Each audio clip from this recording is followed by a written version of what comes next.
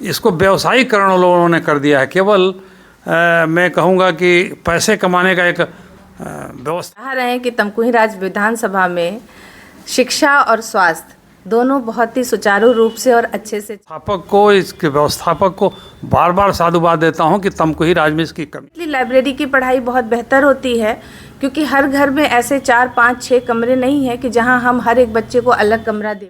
Guardian चाहता है भले वो मजदूरी करता हो, किसी पद पर हो, किसी पद पर न हो, खेती करता हो, लेकिन अपनों बच्चों को हर आदमी चाहता है कि वो उसका बच्चा आगे। जैसे चाहे वो नीट की तैयारी हो, यूपीएससी की तैयारी हो, आप लोग बिल्कुल आएँ और एकदम। और मैं शत्रुघ्न कुमार, मेरी मौजूदगी है आज तमकुही विधानसभा के तमकुही राज्य में भटवलिया नंबर 1 में। पीछे देख सकते हैं एक बोर्ड आपको नजर आ रहा होगा, संस्कृति द स्टडी हब।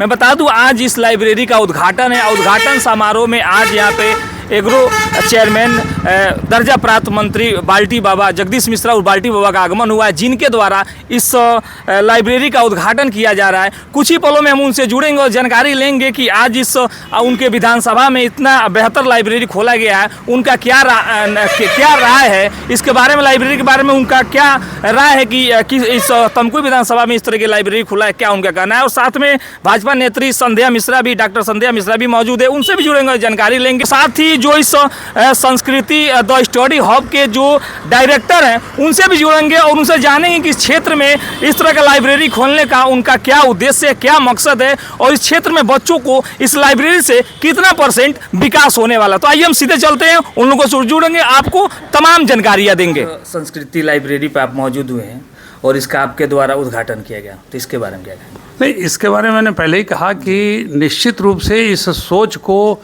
यहाँ स्थापित करने के लिए मैं इसके संस्थापक को, इसके व्यवस्थापक को बार बार साधुवाद देता हूँ कि तमकुही राज्य में इसकी कमी थी और इस कमी को आपने यथावत पूरा किया और यह संस्थान बढ़े, यह मेरी कामना है।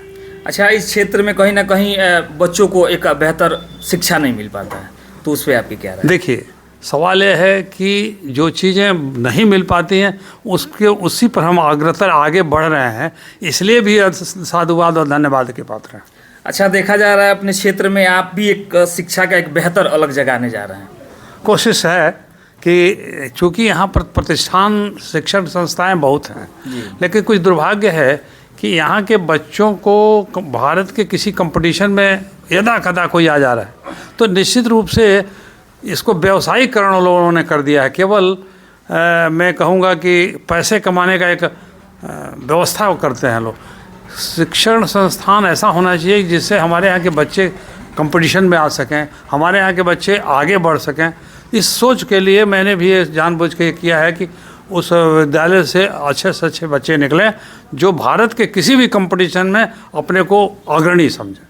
अच्छा, अंत में उन माता पिताओं के लिए क्या कहेंगे जिनके बच्चे शिक्षा के क्षेत्र में आगे जाना चाहते हैं, उन पिताओं माताओं? देखिए, ऐसा है, वो आज हर गार्जियन चाहता है भले वो मजदूरी करता हो, किसी पद पर हो, किसी पद पर न हो, खेती करता हो, लेकिन अपनों बच्चों को हर आदमी चाहता है कि वो उसका बच्चा आगे बढ़े, पढ़े लिखे, भले वो निरक्षर है, लेकिन अपने बच्चों को चाहे कोई भी वर्ग हो, किसी जाति का हो, हम देख रहे हैं कि सब में उल्लास है कि अपने बच्चों को आगे बढ़ाना लोग चाहते हैं। आज इस तमकुही राज्य में इतना बेहतर लाइब्रेरी बनाया गया है डॉक्टर साहब के द्वारा, तो उनके लिए क्या कहेंगे? डॉक्टर आमिर के लिए तो बहुत ढेर सारी हमारी शुभकामनाएं कि हम और डॉक्टर आमिर हम लोग मिल के ये चाह रहे हैं कि तमकुही राज्य विधानसभा में शिक्षा और स्वास्थ्य दोनों बहुत ही सुचारू रूप से और अच्छे से चले। और डॉक्टर आमिर को उनके इस प्रयास के लिए खूब ढेर सारी शुभकामनाएं और ये आगे बढ़े और ये संस्कृति जो ये चल रही है लाइब्रेरी, यहाँ कभी भी ऐसा ना हो कि एक भी सीट खाली रहे, ये भरी रहे और बच्चे आते रहे, निरंतर अपना पढ़ाई करते रहे। मैम, आपके तमकुही क्षेत्र में इस तरह का लाइब्रेरी अभी तक देखने को नहीं मिला था, तो इस क्षेत्र में बच्चों को कितना % विकास होने वाला है? बच्चों का विकास किसी परसेंटेज में नहीं निकालेंगे, हम ये मान के चलेंगे कि इस लाइब्रेरीज में आने, पढ़ने और अपना जो भी उनका गुणवत्ता है, उनका पढ़ाई को लेकर रुझान, उसके बाद आके अगर बच्चे यहाँ तैयारी करते हैं तो आने वाले समय में हम ये देख रहे हैं कि जो भी बच्चा आएगा और तन मन से इस यहाँ पे आके बिल्कुल एक कहते हैं ना पढ़ाई करेगा, तो वो सुचारू रूप से जो है जहाँ पे भी जाएगा वहाँ पे अपना जो है विकास करेगा, अपने क्षेत्र का नाम करेगा।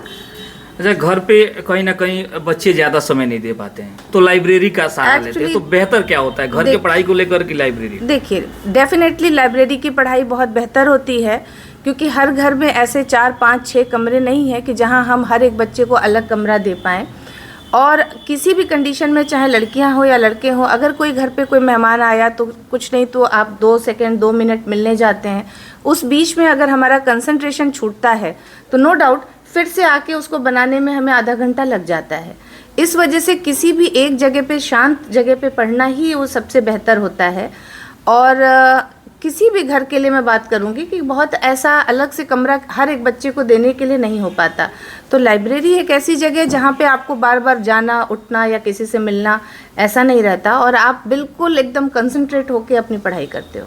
अच्छा, अंत में क्या कहेंगे जो आपको सुन रहे हैं, लाइब्रेरी के माध्यम से आज उद्घाटन पे आप लोग मौजूद हैं, तो क्या संदेश देना चाहेंगे? मैं बिल्कुल संदेश ये देना चाहूँगी अपने यहाँ तमकुही राज विधानसभा के, ख़ास तौर से हमारे अपने आसपास के जितने भी बच्चे हैं जो अभी जैसा बताया हमारी छोटी बहन ने कि वो यूपीएससी की तैयारी कर रही है, ठीक उसी तरह से चाहे वो नीट की तैयारी हो, यूपीएससी की तैयारी हो, आप लोग बिल्कुल आएँ और एकदम शांतपूर्ण यहाँ पे पढ़ें और तमकुही राज का जो है नाम बिल्कुल अच्छे से हर जगह अपने तमकुही राज विधानसभा का परचम लहराएं।